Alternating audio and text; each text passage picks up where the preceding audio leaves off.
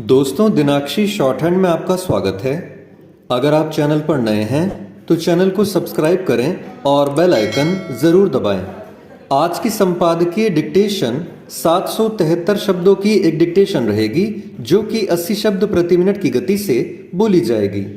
अगर आपको उस डिक्टेशन की स्पीड को 100 शब्द प्रति मिनट करना हो तो आप YouTube पर स्पीड के ऑप्शन में जाकर स्पीड को 1.25 कर सकते हैं।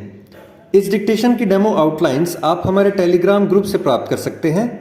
और अगर आपको इस संपूर्ण संपादकीय मैटर की सभी एडवांस आउटलाइंस और वाक्यांश की आवश्यकता है तो आप हमारा स्पेशल पेड बैच ज्वाइन कर सकते हैं।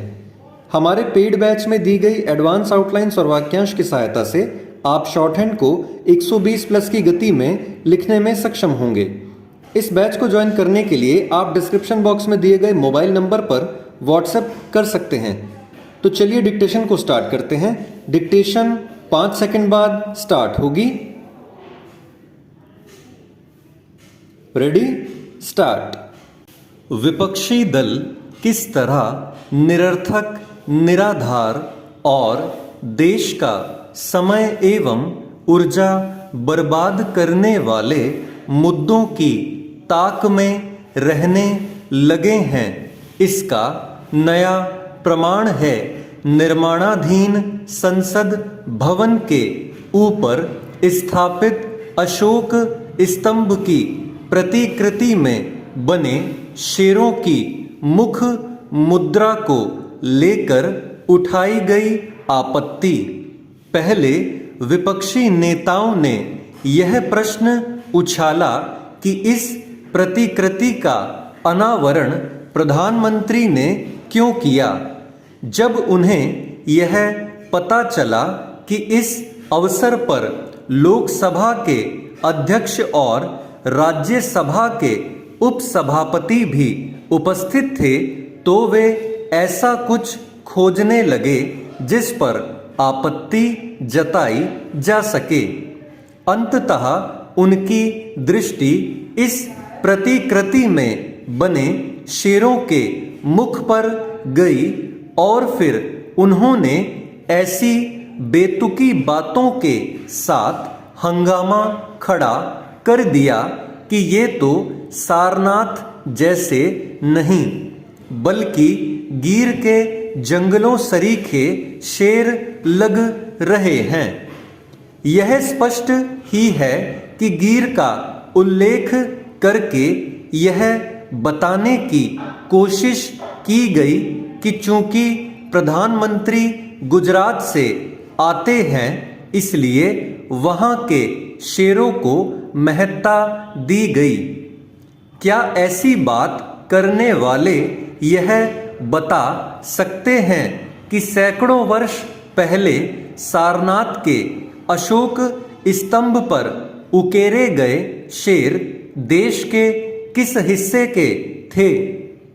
समझना कठिन है कि इस साधारण से तथ्य की अनदेखी क्यों की गई कि यदि मूल कृति की प्रतिकृति कहीं अधिक बड़े आकार में बनाई जाएगी तो उसमें कुछ न कुछ अंतर दिखना स्वाभाविक है।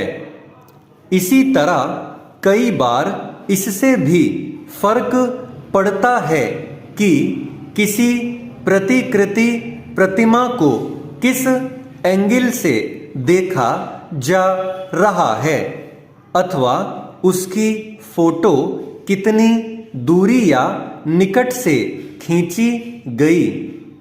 इससे हास्यास्पद और कुछ नहीं कि एक विपक्षी नेता ने यह भी भांप लिया कि सारनाथ के अशोक स्तंभ वाले शेरों के चेहरे पर सौम्यता दिखती है, लेकिन संसद भवन में स्थापित प्रतिकृति वाले शेर आक्रामक और आदमखोर प्रवृत्ति के दिख रहे हैं। क्या किसी प्रतिकृति में बने शेर के चेहरे पर सौम्यता तलाशने की कोशिश से अधिक और कोई बचकानी बात हो सकती है। यह गनीमत ही रही कि हंसते मुस्कुराते शेर दर्शाने की मांग नहीं की गई। भले ही ऐसी बचकानी बातें करने का उद्देश्य प्रधानमंत्री पर निशाना साधना हो, लेकिन इससे कुल मिलाकर राष्ट्रीय प्रतीकों को भी जानबूझकर विवाद का विषय बनाने की मानसिकता ही उजागर हुई। इस मानसिकता का परिचय उसी समय से दिया जा रहा है जब से नए संसद भवन के निर्माण की पहल की गई। यह किसी से छिपा नहीं कि पहले किस तरह नए संसद भवन के निर्माण को अनावश्यक बताया गया और फिर किस प्रकार बार बार अदालतों का दरवाजा खटखटाया गया। यह काम केवल इस ईर्ष्या के कारण किया गया ताकि प्रधानमंत्री नरेंद्र मोदी को नए संसद भवन के निर्माण का श्रेय न मिलने पाए। चेंज। पंजाब में गिरते भूजल स्तर को लेकर चिंता तो बहुत व्यक्त की जा रही है, लेकिन इसे रोकने के लिए सरकार की ओर से किए जा रहे प्रयास सफल नहीं हो रहे हैं। इसका सबसे बड़ा कारण किसानों और सरकार दोनों में इच्छा शक्ति की कमी है। नेशनल ग्रीन ट्रिब्यूनल की टीम के अनुसार पंजाब के पास केवल 17 वर्षों का पानी बचा है। यह बहुत ही गंभीर मामला है। यदि हम अभी नहीं चेते तो आने वाली पीढ़ियां हमें माफ नहीं करेंगी।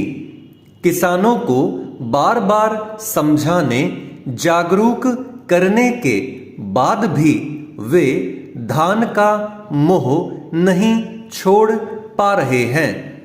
प्रदेश में सबसे ज्यादा भूजल का दोहन धान की खेती के लिए किया जाता है। किसान फसल खरीद की गारंटी के कारण धान का मोह नहीं छोड़ पा रहे हैं। इतना ही नहीं, सरकार एवं कृषि विभाग के अधिकारियों ने सीधी बिजाई के लिए इस बार किसानों को प्रेरित किया, लेकिन इसका परिणाम संतोषजनक नहीं रहा। 30 लाख एकड़ में धान की सीधी बिजाई का लक्ष्य रखा गया था, लेकिन 2 लाख एकड़ में भी सीधी बिजाई नहीं हुई। मुख्यमंत्री भगवंत मान की ओर से भी इस संबंध में किसानों से आह्वान किया गया था। दरअसल किसान ज्यादा पैदावार के चक्कर में सीधी बिजाई नहीं करते हैं। हालांकि कई किसानों का यह कहना है कि सीधी बिजाई से पैदावार कम नहीं होती है, जबकि इसमें पानी की बहुत बचत होती है। किसानों की जिद भी कुछ हद तक भूजल के स्तर के तेजी से नीचे जाने के लिए जिम्मेदार है। सरकार की ओर से धान की रोपाई की तारीख तय किए जाने के विरोध में किसानों ने मोर्चा खोल दिया। बाद में किसानों के दबाव में सरकार को झुकना पड़ा और निर्धारित तारीख में बदलाव किया गया। यह अच्छी बात नहीं है। यदि भूजल की चिंता नहीं की गई और लगातार इसका स्तर नीचे जाता रहा तो पंजाब मरुस्थल बन जाएगा। केवल सरकार के प्रयास से गिरता भूजल स्तर नहीं रुकेगा। हर किसी को यह सोचना होगा कि पानी बचाने में उसकी भूमिका क्या हो सकती है। स्टॉप।